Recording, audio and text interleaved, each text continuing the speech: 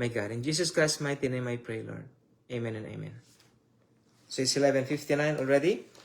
So the topic for tonight, my dear brothers, my dear sisters, I have a pattern here. Is the part 2 of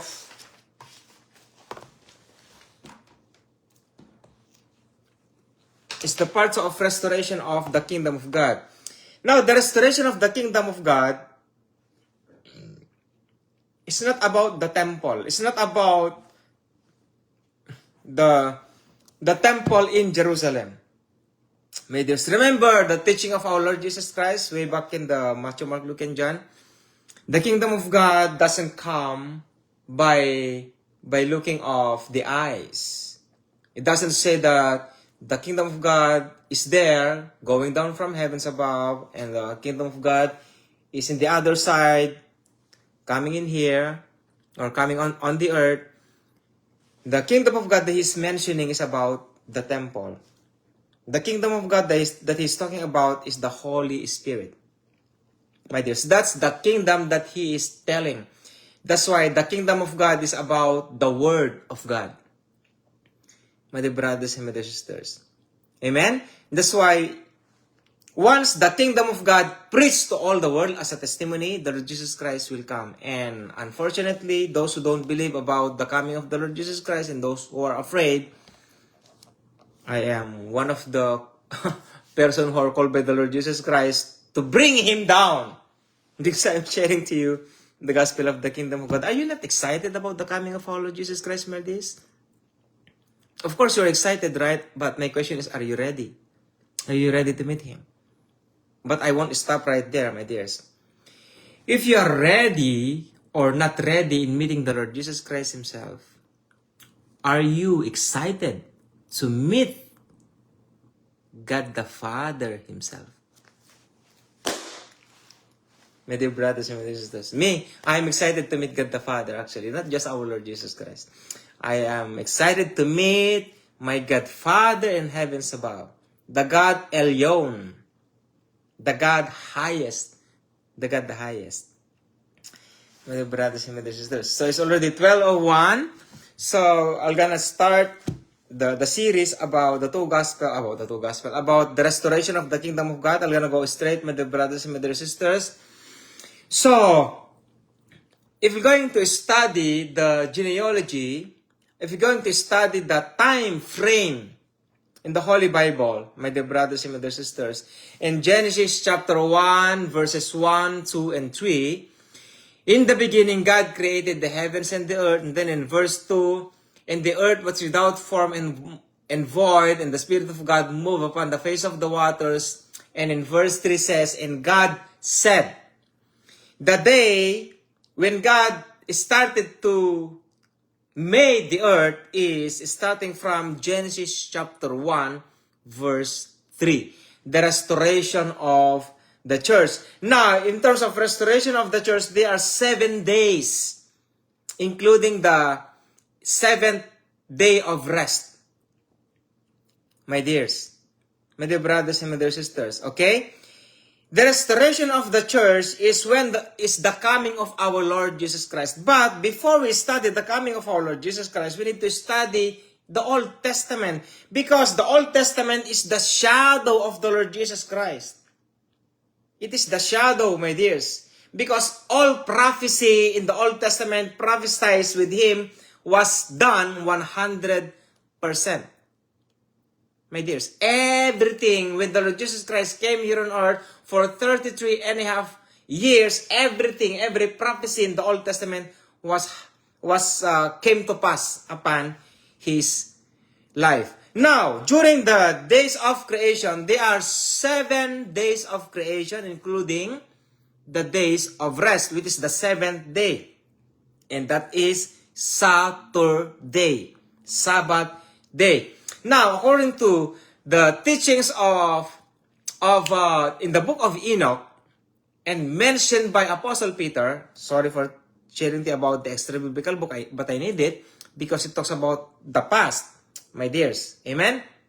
There are extra biblical books in the past, not the New Testament, my dears. You cannot add extra biblical book in the New Testament, because the New Testament is about Matthew, Mark, Luke, and John, and the grace of the living God, my dears. Okay? So, when you talk about the Old Testament, it includes the extra biblical book. Okay? 1,000 years is one day in the Lord, and one day in the Lord is 1,000 years for us. So which means from the day of Genesis chapter 1 verse 3, when God said, "Let there be light," is the starting of the first day. And there are 7 days of creation in terms of the rest day of our Lord Jesus Christ, which is Saturday. And every one day is what? 1,000 years.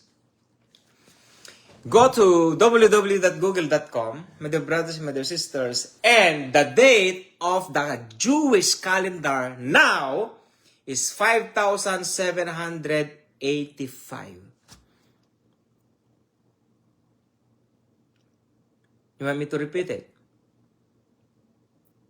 From the years of day 1, Genesis chapter 1 verse 3, when God said, "Let there be lights," is the starting of the first day. Until this present day, they have the Jewish calendar from Genesis until the present day. And if you're going to search that in www.google.com, it is written there, the date, the year, since in the book of Genesis till now is 5,785 years. How precise is that, Brother James? I don't know, my dears. I cannot tell the exact date, my dears. But somehow, that is the closest date because they have the calendar of the Jews. We don't have the calendar of the Jews. My dear Gentiles, my dear brethren out there who are saved by grace, through faith, we don't have the calendar of the Jews because we are not chosen by the living God as a nation. Amen? That's why we are just spiritual Jews. Was put in a certain, what's in this? In chapter 11. in chapter 11, Lord, I am in the vine, the true vine. We are just adopted. You are just adopted as Gentiles. That's why we don't know about these things. But I'm sharing it to you as a spiritual Jew. Now the time frame or the time is 5,785 years since the beginning of creation. What does that mean, Brother James? We are almost in the 6th day of creation. What does that mean, Brother James? The day of creation is almost finished. Let's perhaps 5,785 divided by 6,000. What is left? Do the math. That is the years left before the coming of the Lord Jesus Christ. Why? Before the coming of the Lord Jesus Christ. Because on the 7th day, on the 7th, or the 7,000 years is the millennium reign of the Lord Jesus Christ. That's why we call it Sabbath. Millennium reign of the Lord Jesus Christ. The 7th day of creation is the millennium reign of the Lord Jesus Christ. That's why the coming of the Lord Jesus Christ is any time. Thank you for the like, my dear sister. It's any time now, my dear brothers and my dear sisters. That's why pray that your flight is not in the winter. Because the coming tribulation, many will not survive. My dears, 7 years of tribulation. How can you able to imagine that? If God will give you 7 years, I'm talking to you right now who are watching. If God will give you 7 years to rule the world, what you're going to do? Without limit. Without limit, my dears. Did God give to Lucifer the devil limitations for the 7 years of tribulation? Did God give him limit? My dears, read the Holy Bible. in the book of Revelation?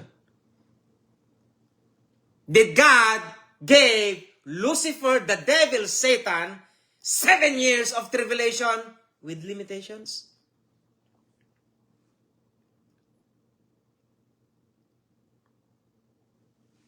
If God had given you 1 year to rule the world without limitations, how can you able to rule the world, my dear brother? Remember, you are a king. Remember, you are a lord. How can you able to think about it? Either you are a woman out there, it doesn't matter. I'm talking about the regeneration of all things here. We are kings, we are lords. There's no queen and princess here. Because in the regeneration of all things, there is no woman at all. There are women, but they are not actually, they are feminine, but you cannot say you are a woman. No.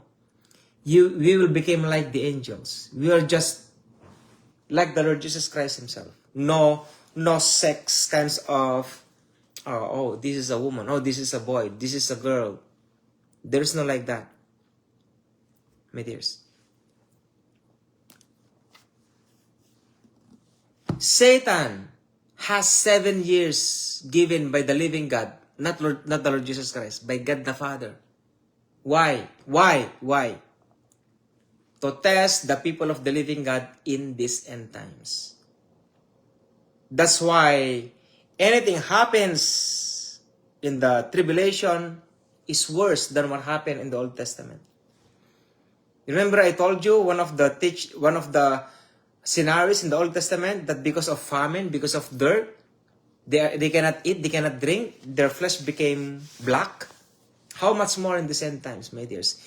If the two women in a certain house killed the boy and ate it, and then the woman doesn't want her child to be cooked, what happened there, my dear brothers and my dear sisters, in our generation is worse than what happened to them. That's why, how can we survive in these end times? My dears, how can we survive? That's why the Lord Jesus Christ came to restore the kingdom of God. The kingdom of God is a nature, my dears. It is not about cleansing. It's not about being Christian. It's not about being just a simple believer. The coming of the kingdom of God is about on how we live, my dears. Bringing back your authority given to Adam and Eve before the fall. Now, if you're going to look at the scenario, my dears, you are greater than Adam and Eve themselves. If you just know it. My dears, if you just know it. You know the cloud of witnesses? In Hebrew chapter 11 or in chapter 10, it was mentioned the cloud of witnesses in Hebrew chapter 11. And this cloud of witnesses, Adam is one of them. We cannot be greater than the Lord Jesus Christ. It is impossible. But everything that the Lord Jesus Christ had done here on earth, we will do greater things than what He had done. That's why the powers of the age to come must be known upon us, my dears. Are you ready to receive the powers of the age to come? Only you who can able to identify if you have it or you can able to receive it. It's only you, my dears. I don't know. I'm just sharing it to you, my dear brothers and my dear sisters. Now, way back in the Old Testament, so there are prophecy in the Holy Bible about the coming of the Lord Jesus Christ. I'm going to share to you two based on the extra biblical book and based on the Holy Bible, my dear brothers and my dear sisters, and it's up to you if you're going to believe it or not. Anyways, this is an history, my dears, okay? So, we are basing about the creation. So, 1,000, 2,000, 3,000, 4,000, 5,000, 6,000, and 7,000 years. Since Genesis chapter 1, verse 3. Now, the years now is about 5,785 years. How many more left? That's why before the end of the world, the kingdom of God or the gospel of the kingdom of God will be preached to all the world before the end comes. So before the coming tribulation, the gospel of the kingdom of God will be preached to all the world. And one of the powerful teaching to reach out the people of the living God is YouTube media. And you are learning now, somehow. My dear brothers and my dear sisters, it doesn't matter if you believe it or not. It doesn't matter, my dears. God the Father planned everything. He knew who among these people, from Adam and Eve until now, until after tribulation, His children. They are all counted. Remember the song that I have told you? Before the world began, you were all His mind, and everything you done is precious in His eyes. That's all I know. Before the world began, you were all His mind. Before the world began, He knew already His people. My question is, are you one of them? Am I one of them? Those who are first will be last, and those who are last will be first. How can we boast, my dears? So 5,785 years now, my dears. And according to Matthew chapter 24, before the coming tribulation, or for the coming tribulation, God Jesus Christ or God the Father will shorten the days. That's why anytime the Lord Jesus Christ will come, my dears. Anytime. My dear brothers and my dear sisters. You said after tribulation. My dear brothers and my dear sisters, in terms of tribulation, we don't even know that this tribulation is already starting. My dear brothers and my dear sisters. That's why the Lord Jesus Christ says, pray that the flight is not in the winter. Winter is winter, my dears. Snow, something like that. Okay, I'm gonna read before you this one. Part 2, the restoration of the kingdom of God in 5,500 years. 5,500 years. Look at these kinds of teaching in the extra biblical book. If you don't believe, it's okay. If you believe it, praise the Lord. Because it is connected to the Ark of the Covenant, my dears. The measurement of the Ark of the Covenant. In 5,500 years, Jesus Christ in the Ark of Tabernacle of a body, and so the scriptures testify that He is the Son of God and the Lord and King of Israel. 5,500 years. So in day 1 until day 5 and half is the coming of the Lord Jesus Christ.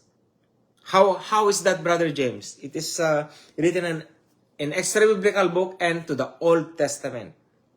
In the book of Deuteronomy or in Exodus. My dears. Now, generation of Adam to Joseph. Generation of Adam to Joseph. Or Mary, before the Lord Jesus Christ was born. Listen very carefully. I'm just reading it, my dears. 2,212 years since the beginning of the restoration of the earth, from Genesis chapter 1 verse 3. 2,212, I took this from the extra biblical book. 2,212 years from Adam to the flood.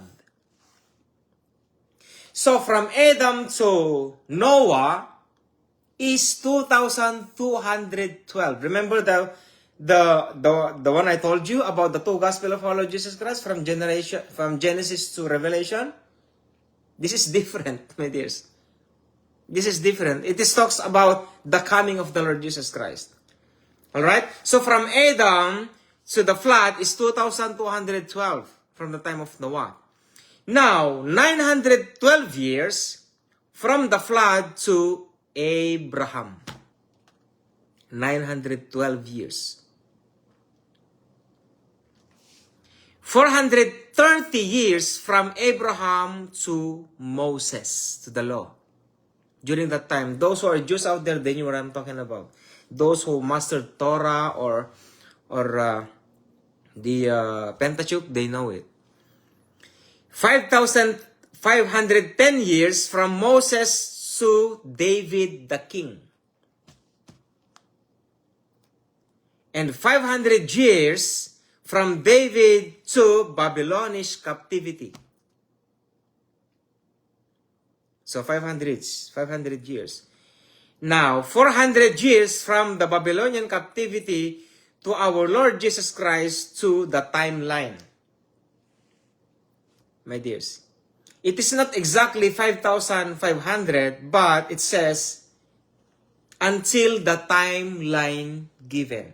So there's no specific time concerning about the 5,500 years. So that's the other one, explanation about the 5,500 years about the coming of our Lord Jesus Christ. But in the book of the Old Testament, this is the exact 5,000 years or 5,500 years about the coming of our Lord Jesus Christ.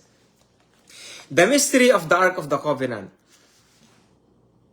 The Ark of the Covenant is the nature of the Lord Jesus Christ Himself. My dear brothers and my dear sisters, the Ark of the Covenant is an example of the nature of the coming Holy Spirit. And also the Lord Jesus Christ Himself. And this is it. 5,500 years is equivalent to 5.5 days.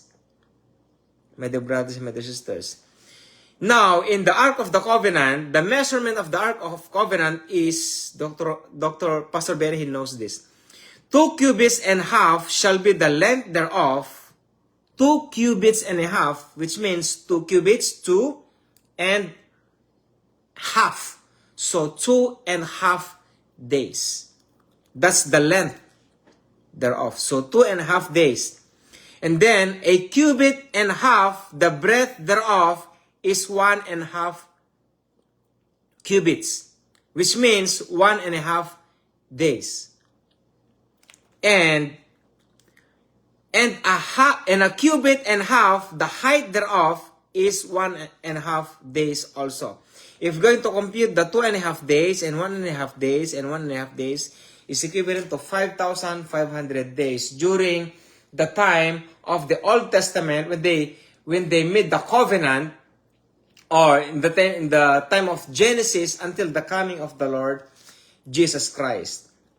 So the Ark of the Covenant is the time frame of the Lord Jesus Christ Himself. 5.5 days. And according to Peter chapter 3 verse 8, it is a little bit boring, but it's okay, my dears. This is not about salvation. This is about the teaching of the coming Savior. Amen? And in 2 Peter chapter 3 verse 8 says, 1 day is with the Lord, and 1,000 years as 1 day.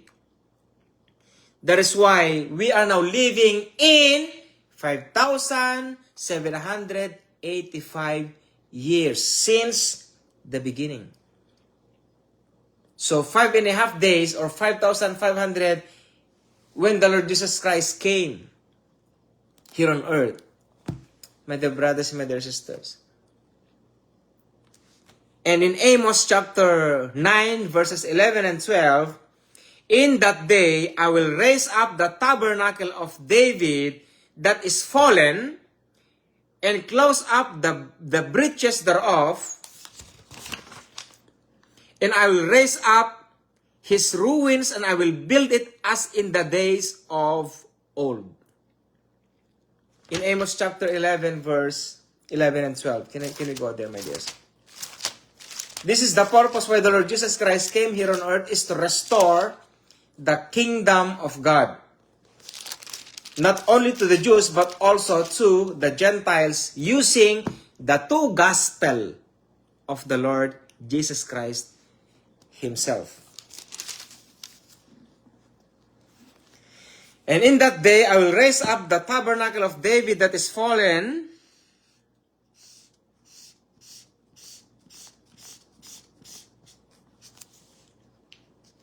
and close up the breaches thereof, and I will raise up his ruins, and I will build it as in the days of old, in the time of Adam and Eve. My dear brothers and my dear sisters. Okay, that's why the Lord Jesus Christ is the second Adam in the quickening spirit. God, Jesus Christ restored the inner man. Either you are a woman, it doesn't matter, my dears. He's talking about your inner man, our spirit. He restored the inner man so that the inner man will fight about the work of the flesh in our lives. That's why when the time you believe the Lord Jesus Christ as a Lord and personal Savior, the spiritual battle begins. That is why if your flesh is powerful, you will live under the power of sin. But if your spirit, your inner man is powerful, you will destroy the work of the flesh. Now choose. Either you live in the flesh or you live in the spirit. Because the spirit and the flesh warring together. Galatians 5 verse 16. That's why you need to choose, my dears. Right now, choose right now, my dears. While you're listening in this ministry, choose to live in the flesh or to live in the spirit through your inner man and to the Holy Spirit. You need to choose now while I'm talking to you, my dears. It is your choice, my dears. After this, I don't know what will happen to you. In that day, I will raise up the tabernacle of David that is fallen and close up the breaches thereof, and I will raise up his ruins, and I will build it as in the days of old. That's why God has given us a kingdom that never be shaken. Amen? And that is you, and that is me. Supposed to be. But if you are living in the flesh, you are nothing. You are nothing. You believe the Lord Jesus Christ as your Lord personal Savior, and then the Holy Spirit doesn't even work in your life because you live in the flesh, you are nothing. You're useless. You're useless. Tell to yourself, Lord, I am useless. Rather than boasting, Lord, I am your son, even though I am living in idolatry and fornication and lasciviousness, I'm still okay.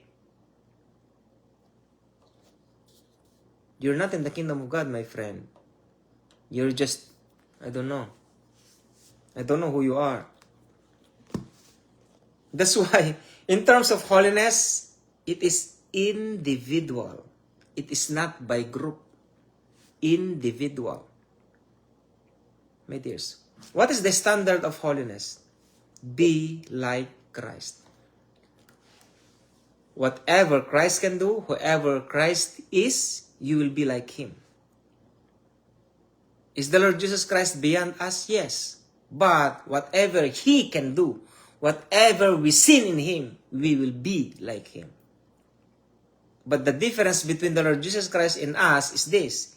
He is the one who died for us and rose again from the dead. He's the only one, not you, not me. And He's the King of all kings. And He's the Lord of lords. But we will be like Him. We are kings, we are Lord, but we are not the Savior. But we can able to be a Savior to our brothers. How? If the Lord Jesus Christ offered Himself for the world, likewise, offer yourself for the brethren. That is why the partner of John 3:16 is 1 John 3:16. You wanna learn that, my dears, so that you may not be misinterpreted by that one? So we are not the Savior of the world, but we are the Savior of our brethren, yes. By what means? Let us know it.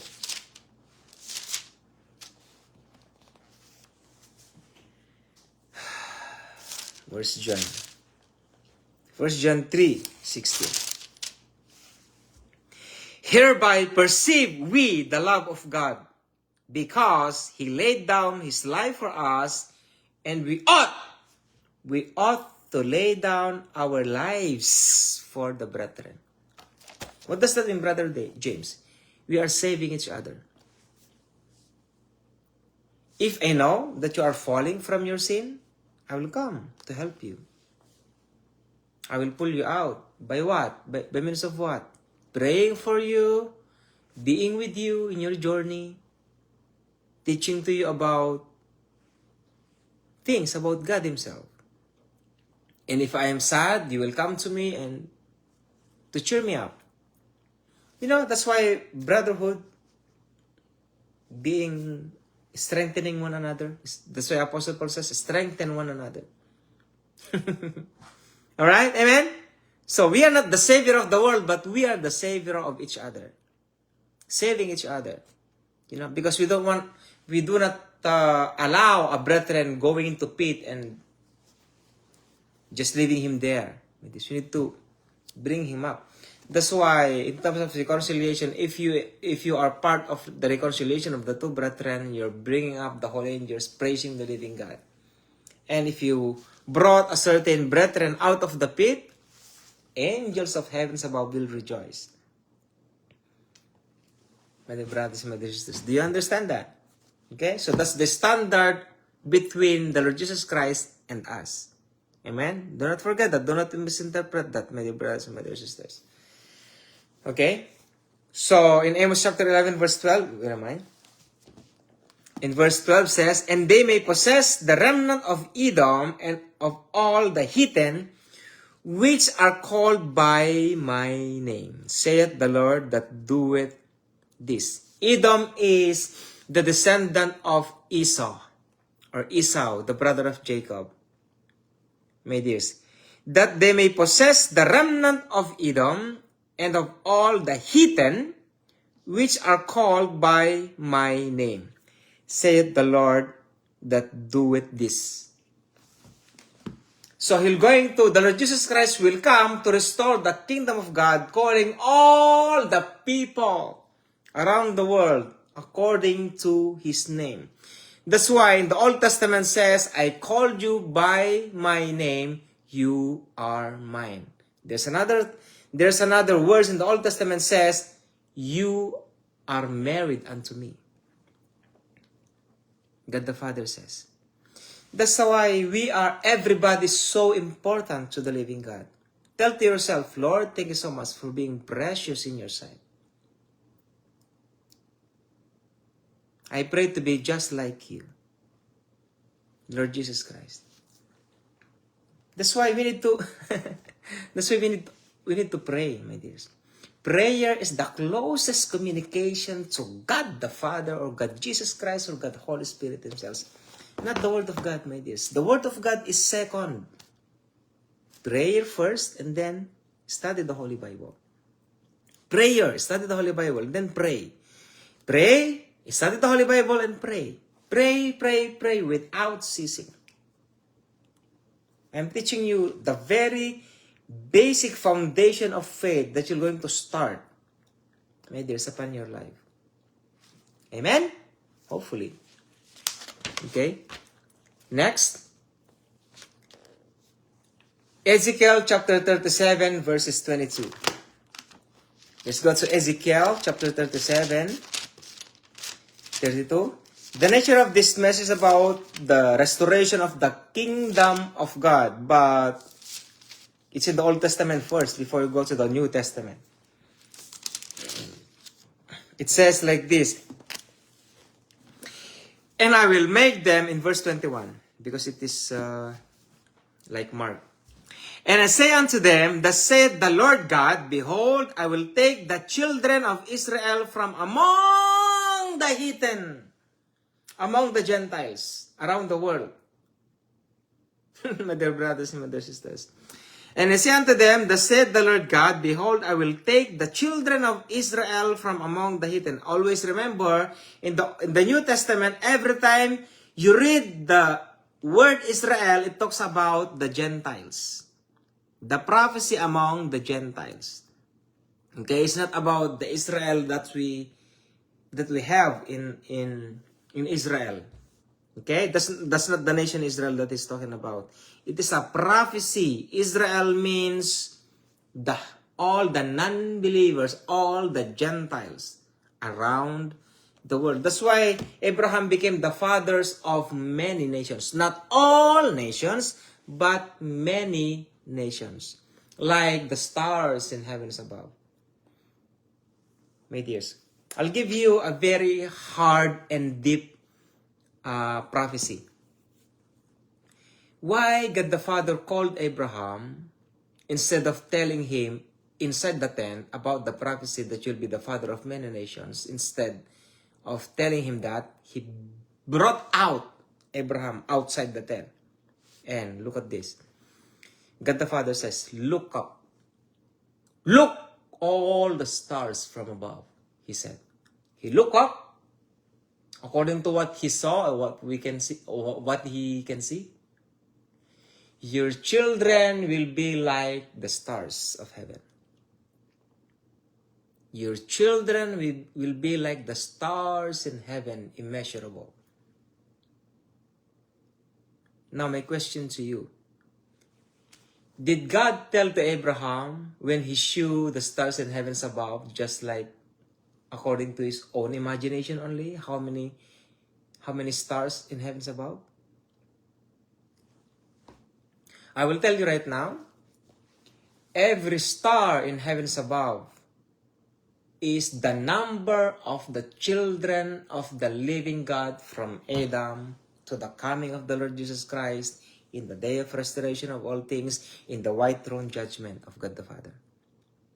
It is a complete number of the stars in heavens above, the same as the number of the children of the living God. Why I am saying this to you, my dears? I will not tell you the answer, but remember this: even the hair of our head was numbered. That is our God. That's why God made human beings as kings and lords. For what?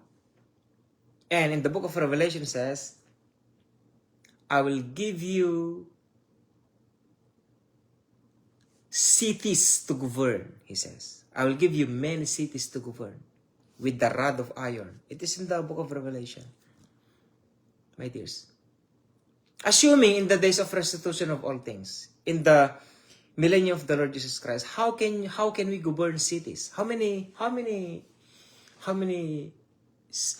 nations, many nations, sorry, not cities, many nations. And I will give you to rule over many nations, it says in the book of Revelation. Not cities, sorry, that is wrong. Many nations.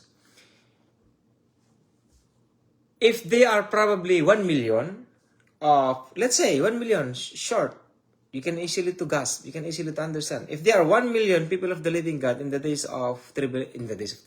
of millennium of the Lord Jesus Christ, and God gave them nations to rule upon, how many nations in this world anyways we have? Not even 1,000.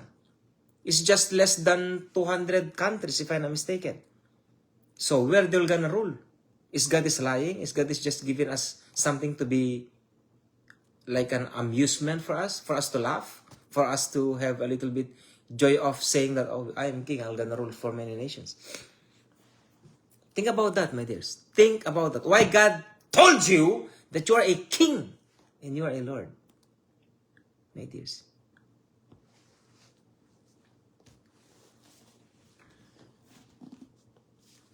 In verse 22 says, I'm gonna read it again.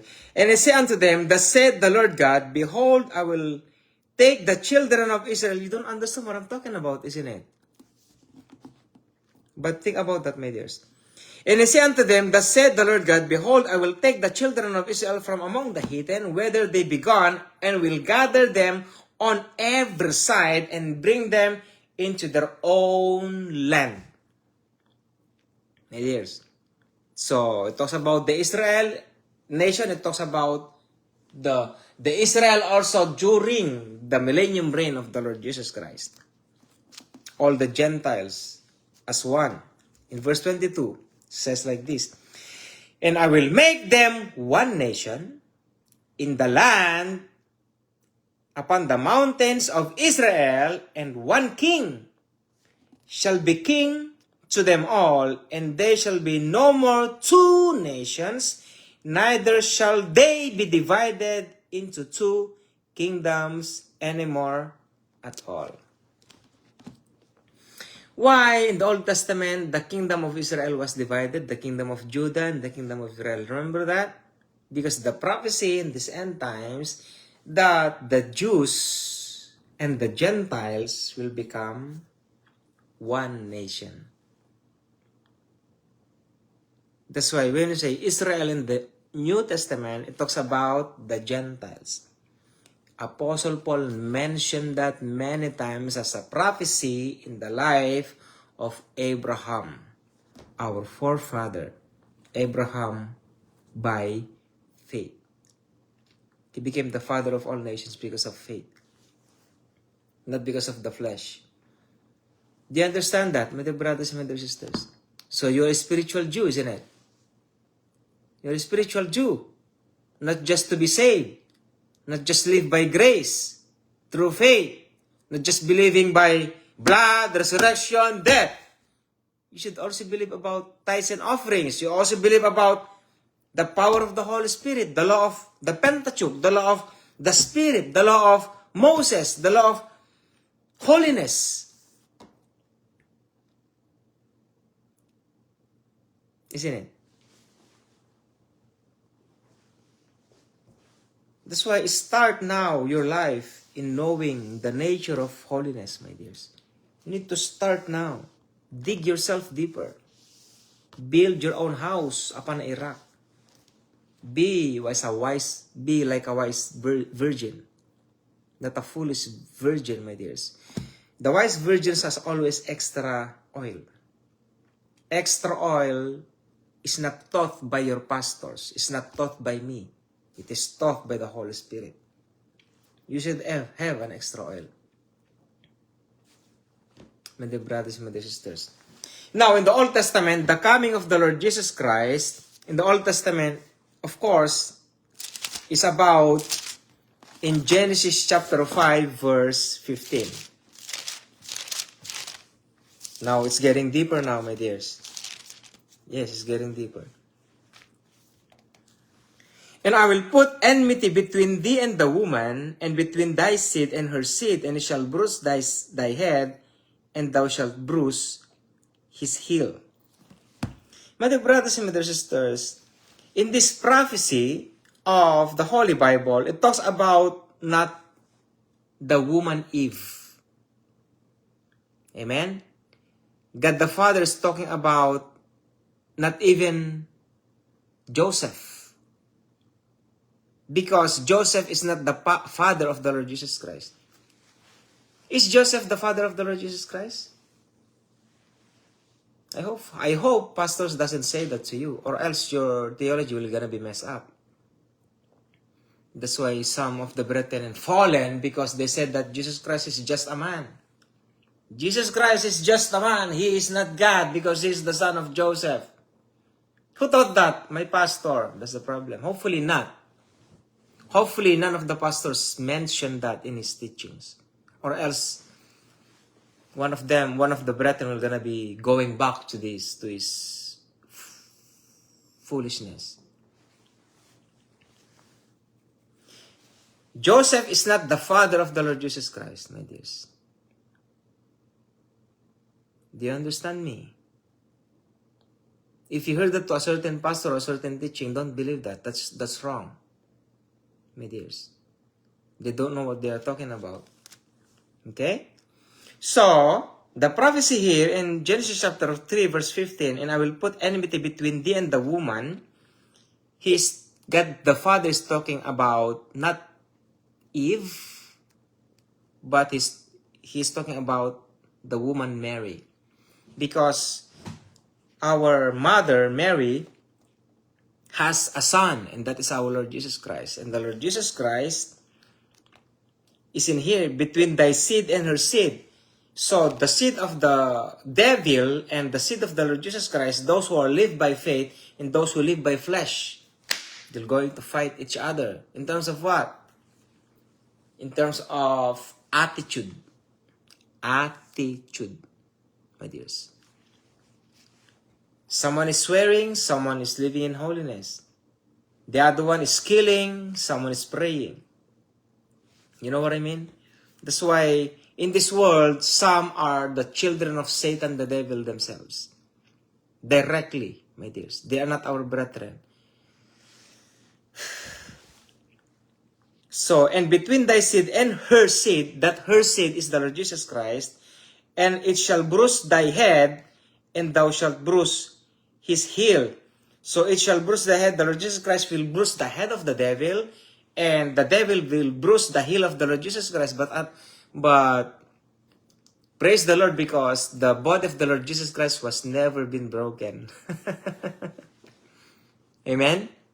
But Satan bruised some of the heels of his brethren out there. That's why they can't walk by faith. Who are they, Brother James? Either you're one of them. It says, walk by faith and not by sight. So Satan bruised your heel so that you cannot walk. Because you live not by faith, but by sight. Instead of living by faith, you live by sight. To see is to believe. Not believe is to see. That's what they said, not mine. My dear brothers and my dear sisters, do you understand, my dear brothers and my dear sisters, this message? My dears? Deuteronomy chapter 18. Let's go to Deuteronomy. Exodus, Leviticus, Numbers, Deuteronomy chapter 18. In chapter 18, verses 22, 26, and 15 and 22. It's a bit boring because it's about history, isn't it? Once we talk about history, somehow it's boring. But those who live by holiness, they're gonna love it. Especially those who have the spirit of piety. My dear, because I'm talking here almost 3 hours now. Anyways, it doesn't matter. 18:15 to 22. The promise of a prophet. Prophet Moses said this. The Lord thy God will raise up unto thee a prophet from the midst of thee, of thy brethren like unto me. Unto him ye shall hearken. The Lord Jesus Christ mentioned that in the Gospel of Matthew, Mark, Luke, and John. In verse 18 says, the same chapter, I will raise them up a prophet from among their brethren like unto thee, and will put my words in his mouth, and he shall speak unto them all that I shall command him. See? Everything that I have spoken unto you comes from the Father in heavens above. That's what the Lord Jesus Christ says in some other ways. Okay, so that's our Lord Jesus Christ mentioned during the time of exit or exile or exodus. My dear brothers, my dear sisters. And let's go to verse 22 also in here. When a prophet speaketh in the name of the Lord, if the thing follow not, nor come to pass, that is the thing which the Lord hath not spoken, but the prophet had spoken it presumptuously, thou shalt not be afraid of him. Can I read it from verse 20, my dear, so that you may not be falling away here? In verses 20. But the prophet which shall presume to speak a word in my name, which I have not commanded him to speak, or that shall speak in the name of other gods, even the prophet shall die. Oh, that's scary. And if thou say in thine heart, how shall we know the word which the Lord hath not spoken? So this is the way. When a prophet speaketh in the name of the Lord, if the thing follow not, nor come to pass, that is the thing which the Lord hath not spoken. But the prophet hath spoken it presumptuously, thou shalt not be afraid of him. How many dreams I have dreamed already, and how many prophecies which the Lord Jesus Christ had given me so far came to pass already, my dears. And praise the Lord, you know. Hallelujah. And Psalms Let's go to Psalms 89. I'm talking about the Lord Jesus Christ here in the prophecy in the Old Testament. In Psalms 89, it's a bit boring, but it's okay, my dears. You can watch this anytime, anyways. Psalm 89, verses 26 to 29. He shall cry unto me, Thou art my Father, my God, and the rock of my salvation. Also I will make him my firstborn, higher than the kings of the earth. My mercy will I keep for him forevermore, and my covenant shall stand fast with him. His seed also will I make to endure forever, and his throne as the days of heaven. Is there are days of heaven? There is, but it's for eternity. If his children forsake my law, and walk not in my judgments, if they break my statutes, and keep not my commandments, then will I visit their transgression with the rod, and their iniquity with the stripes. Nevertheless, my loving kindness will I not utterly take from him, nor suffer my faithfulness to fail. My covenant will I not break, nor alter the things that is gone out of my lips. Once I have sworn by my holiness that I will not lie unto David. His seed shall endure forever, his throne as the sun before me. It shall be established forever as the moon, and as a faithful witness in heaven. Selah. But thou hast cast off and abhorred, thou hast been wroth with thine anointed. Thou hast made a void the covenant of thy servant. Thou hast profaned his crown by casting in it into the ground. Thou hast broken down all his hedges. Thou hast brought his strongholds to ruin. All that pass by the way spoil him. He is a reproach to his neighbors. That's the prophecy in the Psalms of King David about the coming of his son, Jesus Christ. Amen. So let's go to Micah chapter 5 verse 2. This is all about the Old Testament, my dears. That is why there's only Holy Bible among the Bible or among the books around the world who was prophesied 100%. The Holy Bible, my dears. Those who don't believe in the Holy Bible in terms of prophecy, everything came to pass. Every single prophecy in the Holy Bible came to pass. And some are coming to pass, my dears. But do not focus to those people who don't believe him, my dears. Being an evangelist is not by forcing them. Just tell them what is the truth, what is the blood, the cross, that's it. If you don't believe, leave them, my dears. We cannot force them. If a person who doesn't want to change, he will not change. I've learned that to my teacher. A man who doesn't want to change, he will not change. Micah chapter 5 verse 2. Oh, this is Malachi, sorry. Where is Micah chapter 5 verse 2? The coming ruler and his reign. But thou, Bethlehem, Ephrathah, though thou be little among the thousands of Judah, yet out of this shall he come forth unto me, that is to be ruler in Israel, whose going forth have been from of old, from everlasting. That's our Lord Jesus Christ. What else? Zephaniah 11 verse 20.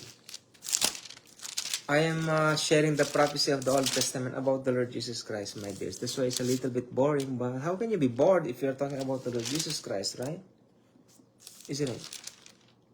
Zephaniah 11:20, Zephaniah 1:20. Not 11:20.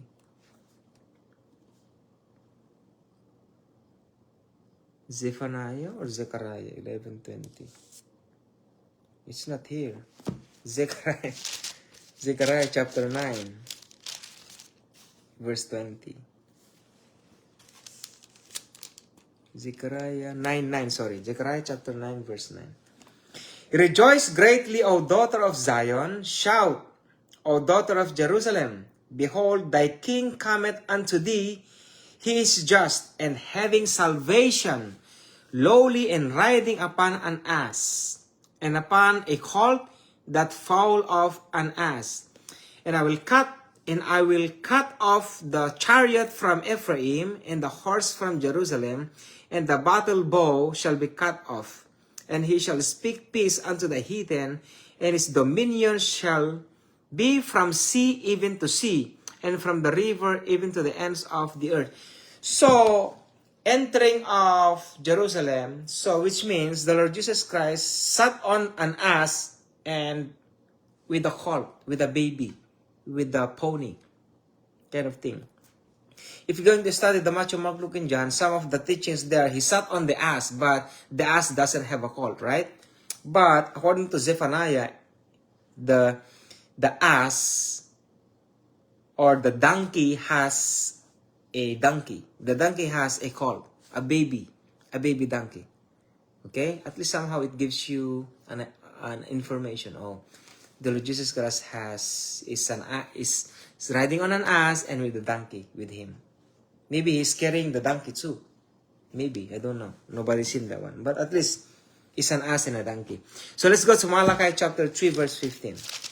The last book. How many chapters in the book of Malachi? 4. But it calls the book of Malachi. It is not epistle. Amen? Knock it down. 3 verse 15.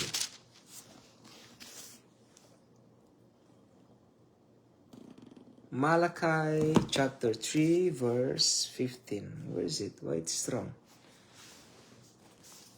Bring all the tithes, 15. And now we call the proud happy, yea, they work. 15? Or chapter 4?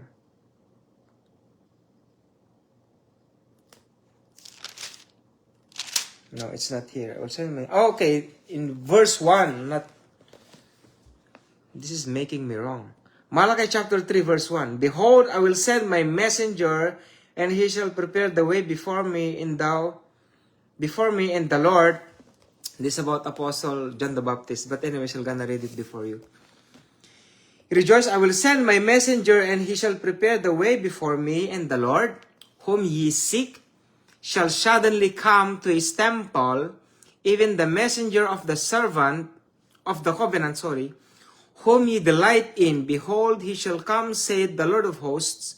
But who may abide the day of his coming? And who shall stand when he appeareth? For he is like a refiner's fire, and like fuller's soap, and he shall sit as a refiner and purifier of silver, and he shall purify the sons of Levi, and purge them as gold and silver, that they may offer unto the Lord an offering in righteousness. Then shall the offering of Judah and Jerusalem be pleasant unto the Lord, as in the days of old, as in former years. So Judah and Jerusalem talks about the Jews and the Gentiles. And I will come near to you to judgment, and I will be a swift witness against the sorcerers, and against the adulterers, and against false swearers, and against those that oppress the hireling in his wages, the widow and the fatherless, and that turn aside the stranger from his right, and fear not me, saith the Lord of hosts. So that's not about the Lord Jesus Christ, but about John the Baptist, because the title of this one is the sending of the Messiah. And remember the name of the 10 patriarchs in the Old Testament, my dear brothers and my dear sisters. I just took this in YouTube, which is true, my dears, about the Lord Jesus Christ. And it says like this, from Adam to Noah. Amen? From Adam to Noah, there is a decoding message which was decoded by our brethren out there. And it is so probably like so very powerful message. From Adam to Noah. From Adam to Noah, these are the patriarchs or the cloud of witnesses. Adam, Seth, Enoch, Cainan, Mahalalel, Jared, Enoch, Methuselah, Lamech, and Noah. Now, Adam's means man. This is the decoding message. Seth means appointed. Enos means mortal. Cainan means sorrow. Mahalalel means the blessed God. Jared shall come down. Enoch, teaching. Methuselah, his death shall bring. Lamech, the despairing. And Noah, comfort or rest. Now, when they combine the message, it talks about our Lord Jesus Christ. From Adam to Noah, from the coming of the flood. Because after preaching the gospel of the kingdom of God is the judgment day. Do you remember that, my dears? I hope you understand that. Amen. This is the decoding message. Man is appointed mortal sorrow, but the God who is to be appraised shall come down, teaching that his death shall bring the despairing comfort. That's why the heart of the Bible is John 3:16. For God so loved the world that he gave his only begotten Son, that whosoever believeth in him should not perish, but have everlasting life. My dear brothers and my dear sisters. Amen?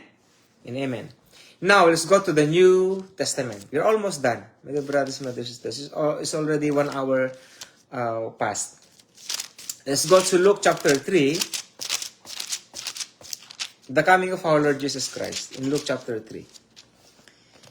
Look at this. 5,500 years during the Old Testament from the coming of our Lord Jesus Christ is 5,500 years. At least in those years. My dear brothers and my dear sisters. That's why we are living this end times now, teaching the prophecy of the end times and the teaching of the gospel of the kingdom of God. This is the fullness of time during the time of the Lord Jesus Christ. Now, in the 5th year of the reign of Tiberius Caesar, Pontius Pilate being governor of Judea, and Herod being tetrarch of Galilee, and his brother Philip, tetrarch of Iturea, and of the region of Trachonitis, and Lysanias, the tetrarch of Abilene, Annas and Caiaphas being the high priest, the word of God came unto John, the son of Zacharias, in the wilderness. In Luke chapter 3, verse 1 and 2, my dear brothers and my dear sisters, the fullness of time, it doesn't mean the fullness of a time or a watch. It's not about a watch, my dears. The fullness of time talks about everything is set. Everything is set. None among the nations during the time of the Lord Jesus Christ crucified a person on the cross except the Roman Empire. Those kingdoms in the old days, most of the kingdoms out there, for example, if they conquered a certain nation, they are bringing all the people from that nation to their kingdom. All of them. Most of the nations. And they will become servants. My dear brothers and my dear sisters. But the nation of Rome, they are not like that, my dears. Once they conquer a certain nation, they put the Roman nature or a kingdom in that place. That's what they do. That's why there is a Pilate. Pilate is a representative of their emperor. That's why they cannot see Caesar in Rome, but once a Pilate say, he is the Caesar himself. That's why if they touch a guard of a Roman, they touches Caesar. So likewise in the kingdom of God, if they touches against you, thousands or millions or zillions of holy angels will go against that person. Because of you, my dear brothers and my dear sisters. Do you believe that we, children of the living God, are untouchable? Because of the holy angels around us? The angel of the Lord encampeth them the angel of the Lord encampeth around them that fear him. If you fear God, you are untouchable. My dears, do you believe that, my dears? Are you a child of the living God? The angel of the Lord encampeth around them that fear him. If you fear God the Father, if you fear the Lord Jesus Christ, you are untouchable. Nobody can touch you. No one can destroy you. You know what happened to Noah? No, not Noah. No, you know what happened to Job?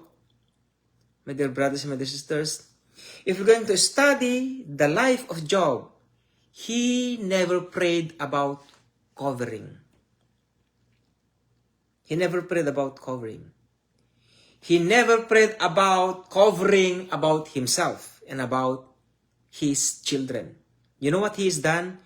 He is offering to the living God, thinking that his children is committing sin. That is his fall. That's why he was tremendously tested.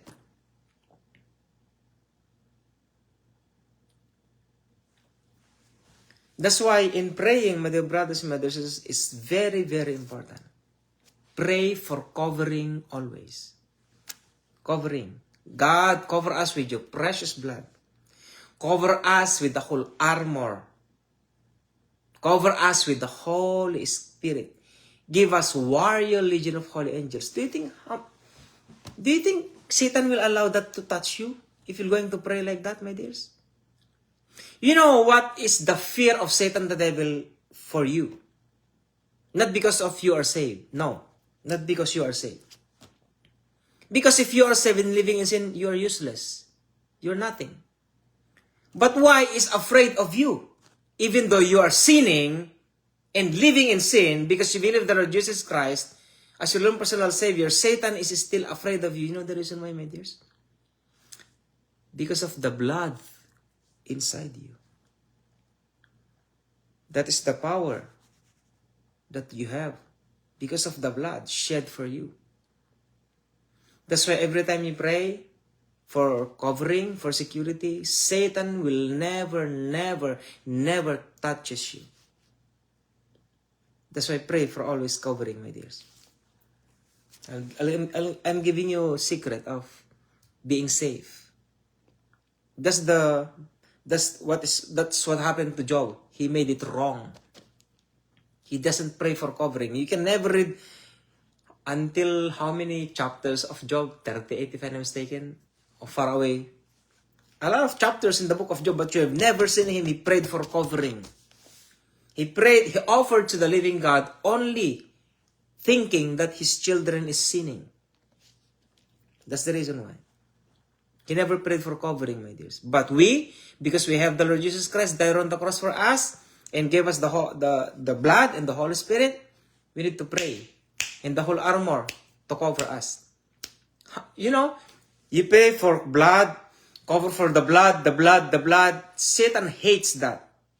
Satan feared about the blood of the Lord Jesus Christ inside us, my dears.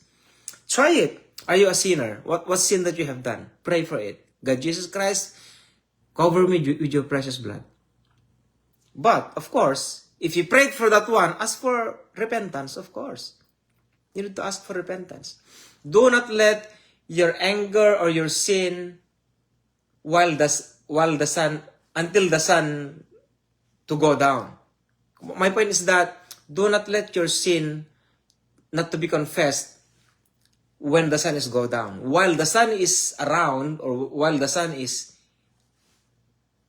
shining, you need to ask for repentance and forgiveness. You need to pray for cleansing, my dears. Okay, that's one of the ways of asking for forgiveness and repentance, my dear brothers and my dear sisters. So, in terms of this one, it's not talking about the time. It talks about everything is set. That's why I asked the Lord Jesus Christ, when I studied the Holy Scriptures, if I'm going to study the genealogy. You know, when I'm studying the genealogy, I don't know if it is chapter 5. You know, the descendants of Adam in this is the book of generation of Adam in the days that God created man and likeness of God, male and female, and Adam lived 130 years old, begot likeness, and they Seth, Adam, Seth, Enos, Canaan, Mahalalel, Jared, Methuselah, Lamech, Noah, Japheth, hundreds, Jephthah, Noah. You know, every time I studied the book of Genesis in the genealogies, I told the Lord Jesus Christ like this, or God the Father, Lord, why the Lord Jesus Christ did not come down in the time of Noah? Why the Lord Jesus Christ did not come down during the time of Moses, during the time of Abraham, during the time of David, during the time of Malachi, during the time of, who else do you want to say in the Old Testament? Why? Why? Why, my dears? The answer is, the only reason is, I'm telling you, it's hard to answer that if you don't know. Nobody can answer, even if God will not teach you, you will not learn, my dears. If God will not teach you, you will not learn. Only the Holy Spirit can teach you. The reason why God did not come down during the time of the old days is because of the Luke chapter 3.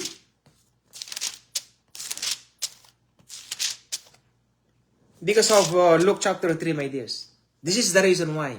Everything is set. Not of by watching, but not of by time, but because everything is set. Everything is prepared.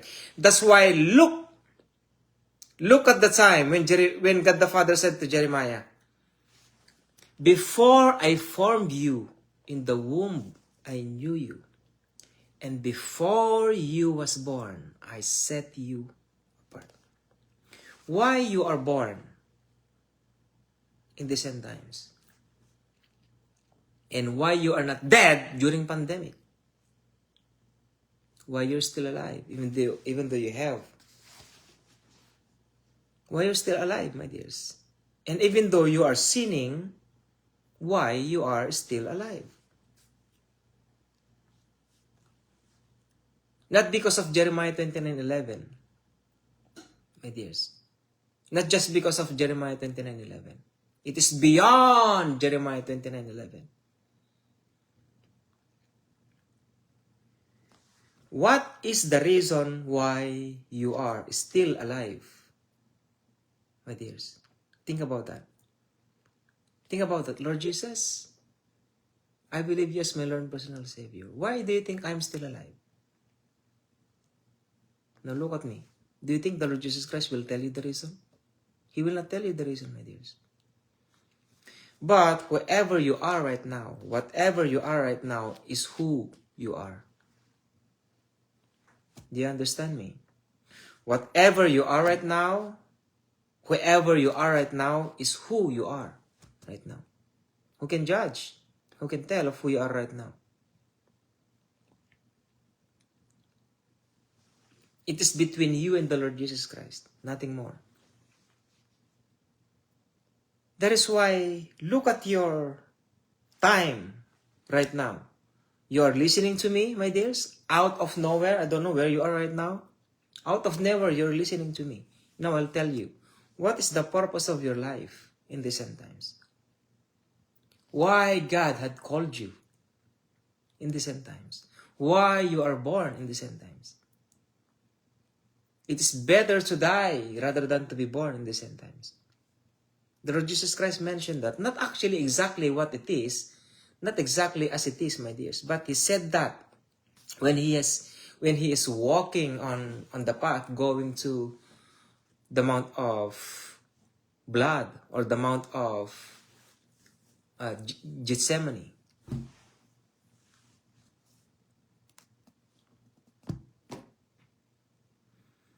Because in these end times, my dears, it is very hard to live. My dear brothers and my dear sisters, if before there are only 1, 2, 3, 4, 5, 6, 7 evil angels watching over you, now they are everywhere. They are looking for something for us to be destroyed. My dears, that's why look at always. You need to evaluate yourselves always. You need to evaluate ourselves. Lord, why we are here in these end times? the Lord Jesus Christ knows why He was born during the time of the reign of Tiberius Caesar, Pontius Pilate being the governor of Judea, Herod being tetrarch of Galilee, and his brother Philip of Iturea and of the region of Trachonitis, and Lysanias, the tetrarch of Abilene, Ananias and Caiaphas, especially this Ananias and Caiaphas. My dears, being the high priests, the word of God came unto John, the son of Zechariah, in the wilderness.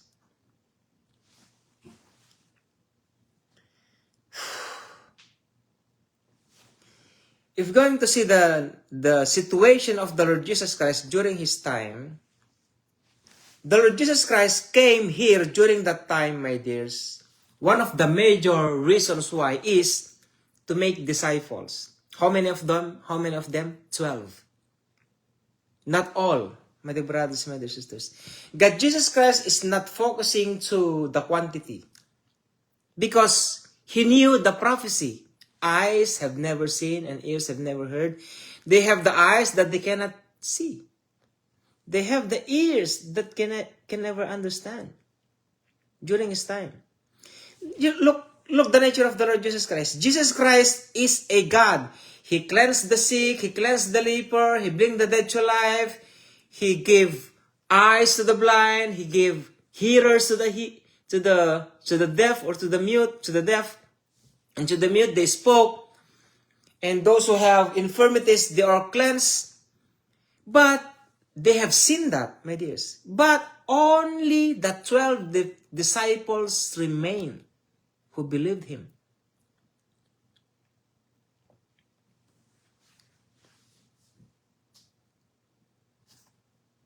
That's why preaching the gospel of the kingdom of God is only for those who believe in these end times. Blessed are those brethren out there who believe the gospel of the kingdom of God, living under the power of the Holy Spirit. But I pray that all of you who are listening and watching this online ministry believes and live in the gospel of the kingdom of God by the power of the Holy Spirit.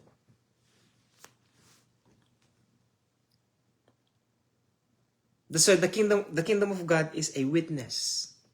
Not all brethren believes, my dears. Because believing the gospel of the kingdom of God is fighting their flesh.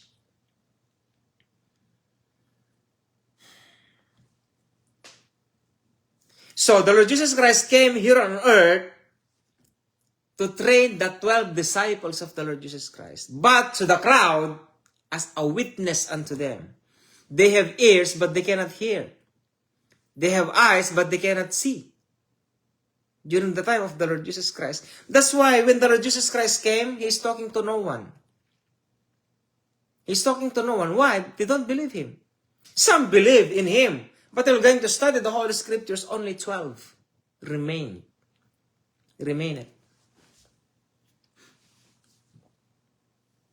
During the time of the Lord Jesus Christ, that's my point, my dear, when He's preaching.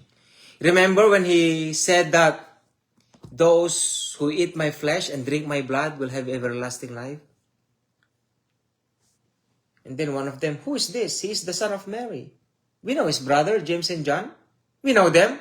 How come that we're going to eat His flesh and drink His blood?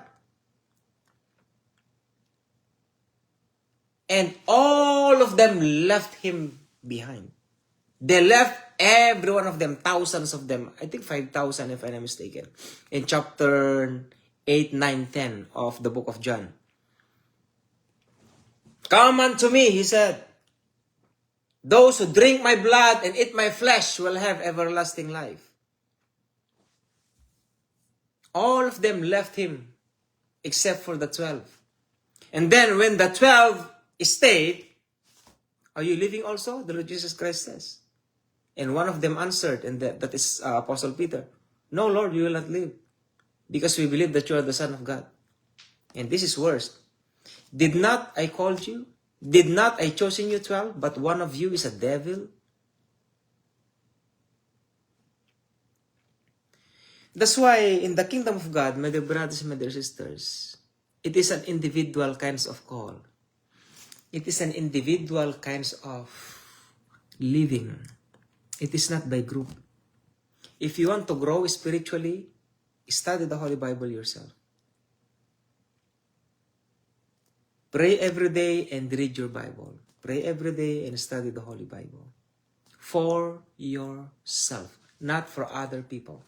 Do it for yourself.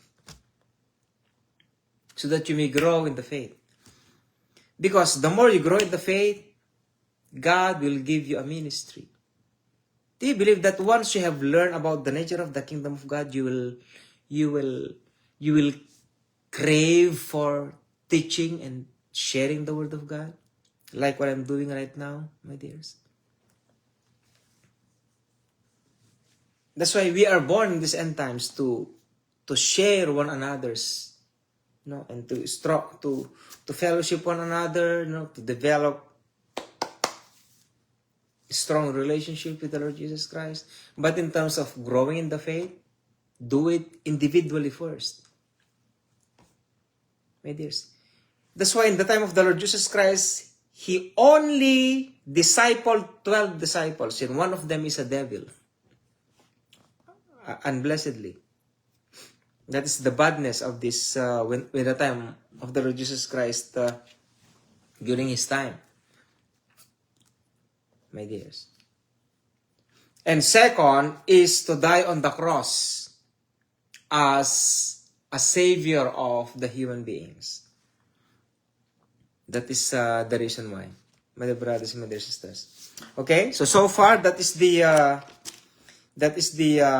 part 2 of the restoration of the kingdom of God during the time of our Lord Jesus Christ.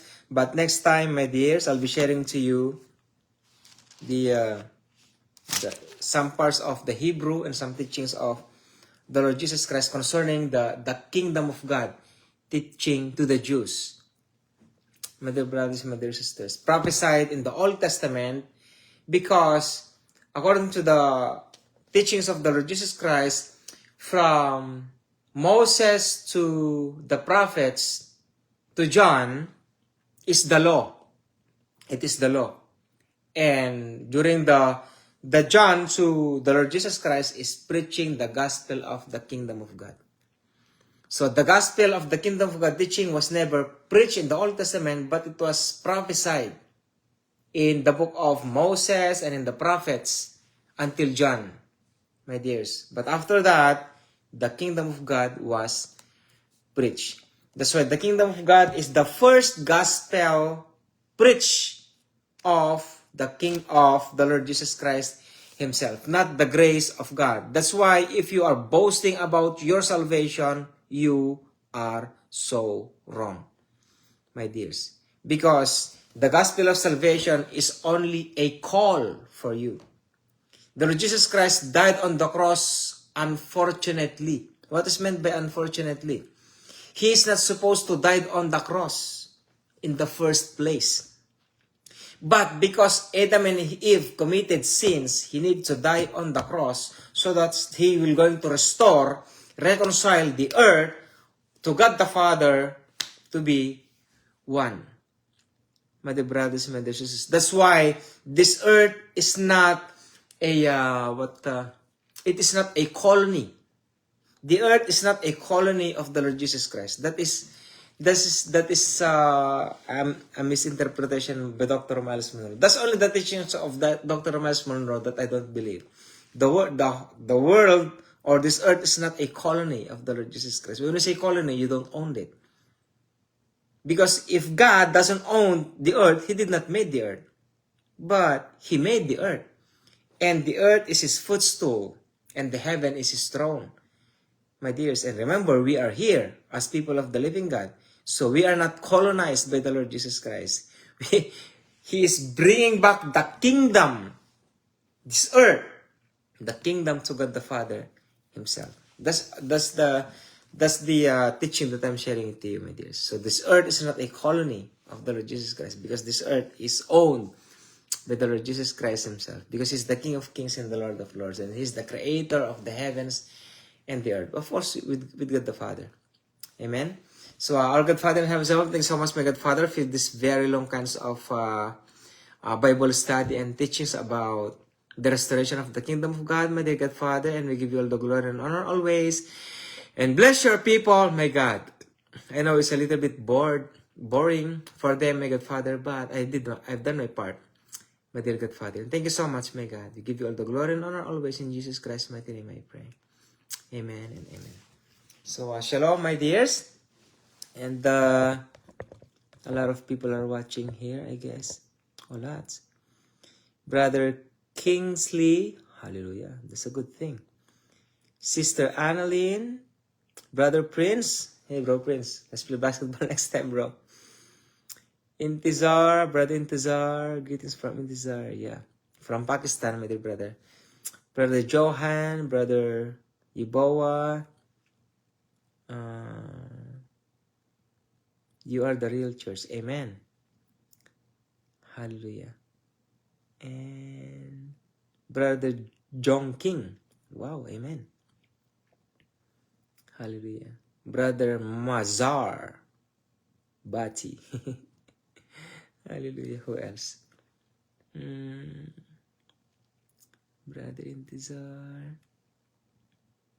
Love Mom. Sister Josephine. Glaymar. Laktaw-taw. Ate Mary Jane. God bless you po, ate. And Brother Ochi. Thanks. Watching from... Wow. From Uganda. This is the good thing of this ministry online. God can reach out all His people. Sajila Shabazz, God bless you. Amen, dear sister. Praise the Lord. And Brother Alex and Pastor Conrad. Yes, Pastor Conrad Martin. Hallelujah. Thank you for watching, Pastor Conrad. And who else? Brother Terry, Sininong Nelson, Brother King, Atilani, and Sister Shin, and Sister Rina, and Sister Donna, Sister, Brother, maybe the brother, Sister, I think Sister, Guru, Taresh and Guru. Amen. And Sister Catherine, Ate Tintin, oh, hallelujah. And then Eugene, may inaanak. And Sister Kana, Maidi's grand, Sister Maids, Brother Michael, and Brother Hizkel Nasa. Alright. So, God Jesus Christ bless us all, my dear brothers and my dear sisters. It's a little bit boring, but it's part of the ministry. Because learning history is really boring, my dear brothers and my dear sisters. But you need to know yourself, because the Old Testament is a prophecy for us in the end times. So, Shabbat Shalom, my dear brothers and my dear sisters. God Jesus Christ loves us all. Next series is about, we need to continue the part 3 of this ministry. It is about the restoration of the kingdom of God, which is our body, and the Holy Spirit in our body. Amen and amen and amen.